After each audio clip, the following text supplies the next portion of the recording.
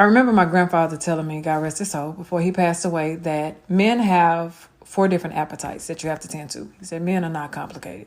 He said, I'm just going to break it down to you. He told me, he said, men have a physical appetite, a visual appetite, a sexual appetite, and an emotional appetite.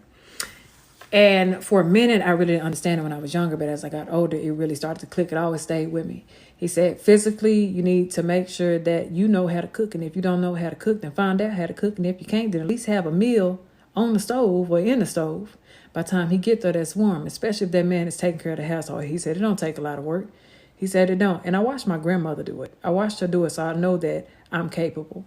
He said a visual appetite. He said, keep yourself up. He said, if you're the only woman that this man is going to be with, at least keep yourself up. He said, because men still need to be stimulated visually, so that way they can crave you.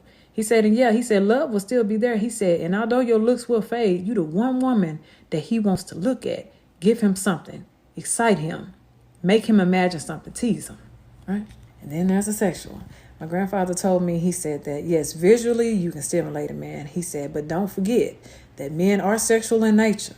He said, and so they're going to want to do what they want to do to their woman. You're the only woman that he's sleeping with. You're the only woman that he desired.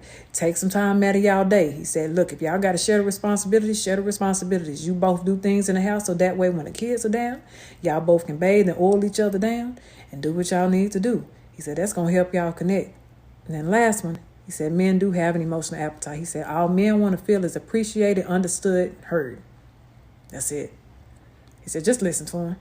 You don't got to talk much. Just listen. He always told me that men are not that complicated. He's absolutely right.